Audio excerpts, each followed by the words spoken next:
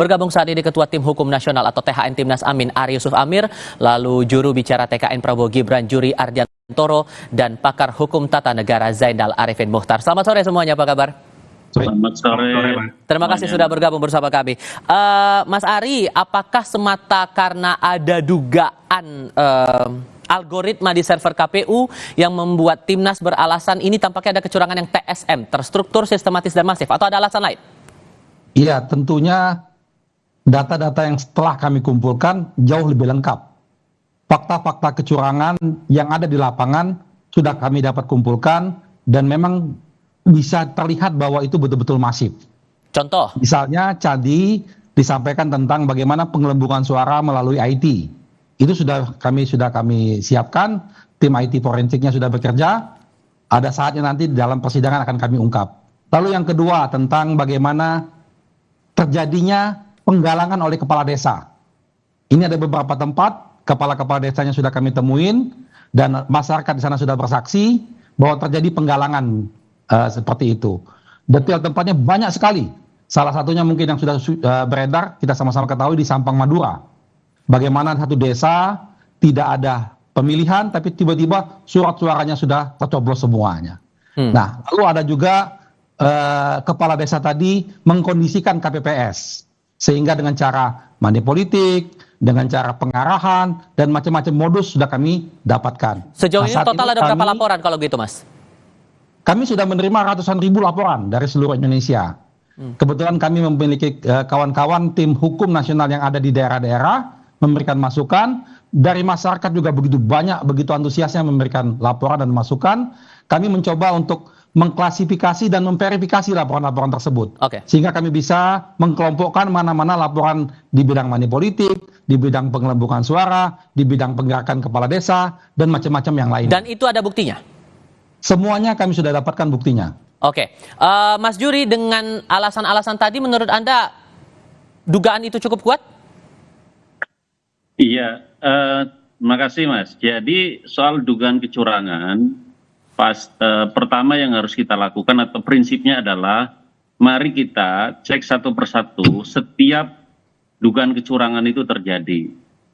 Dan kita akan uji apakah dugaan kecurangan itu sesuatu yang faktual atau hanya semacam dugaan yang tanpa bukti atau fakta yang kuat.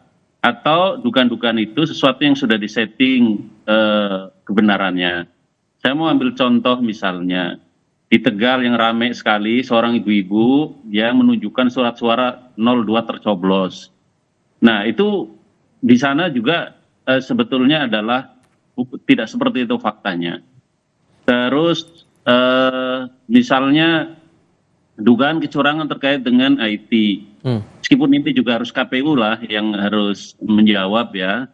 Itu juga tidak hanya terkait dengan atau yang menjadi korban misalnya kalau disebut pengurangan atau penggelembungan bukan hanya 01, 03, tapi 02. Dan bukan hanya soal Pilpres, Pileg juga kelihatan angka di dalam sirekapnya KPU berantakan di mana-mana. Jadi ini sesuatu yang umum terjadi di dalam sistem yang dimiliki oleh KPU, tapi kemudian digeneralisir menjadi fakta yang dilakukan oleh pasangan calon atau oleh peserta pemilu yang lain.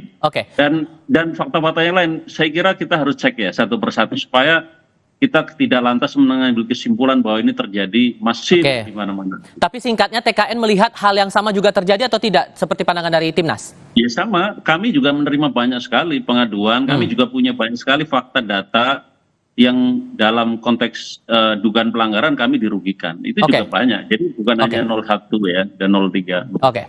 Membuktikan terstruktur, sistematis dan masif ini Mas Uceng sulit atau tidak? Sebenarnya ya secara theoretically harusnya tidak terlalu sulit. Ya.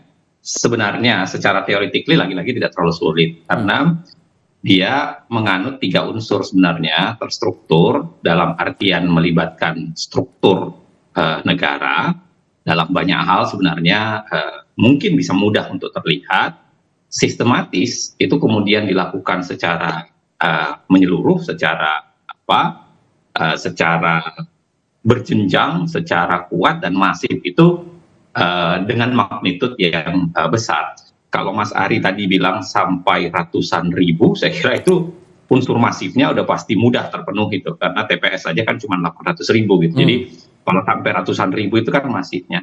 Nah, melibatkan struktur negara ini pasti perdebatannya agak panjang nih.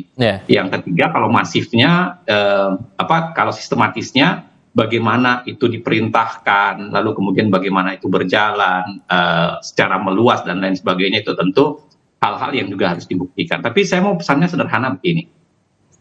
Apakah logika teoritik itu sama dengan logika Mahkamah Konstitusi selama ini ketika menyidangkan itu? Nah, itu menarik untuk kita lihat, karena kesan saya kalau saya lihat dari putusan-putusan Mahkamah Konstitusi, khususnya Pilpres ya, kalau Pilkada tentu ada varian-varian tergantung pada tahun berapa, tapi kalau kita lihat Pilpres, rata-rata logika Mahkamah Konstitusi itu dalam tanda kutip agak malas sebenarnya, karena kemudian menempatkan pembuktian itu dengan syarat-syarat yang banyak.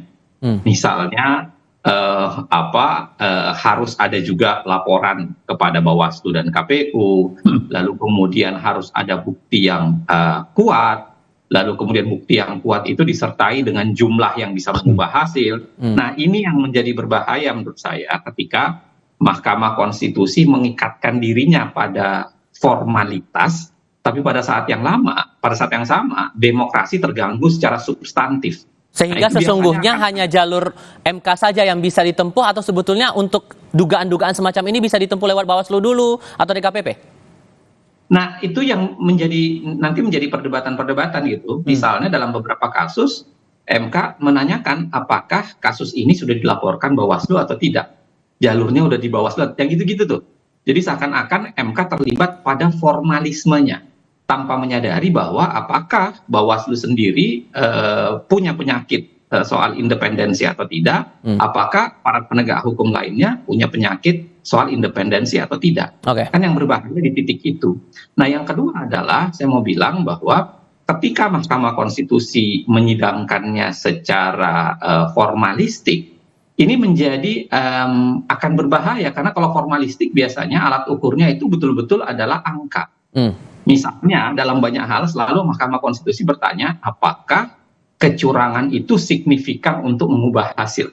Nah, yang gitu-gitu tuh. Padahal tanpa kita lihat bahwa sebenarnya ada kecurangan yang memang barangkali kalau mau dibuktikan tidak bisa mengubah hasil, tetapi sangat mungkin kecurangan itu terjadi bahkan jauh sebelum proses pemilihan.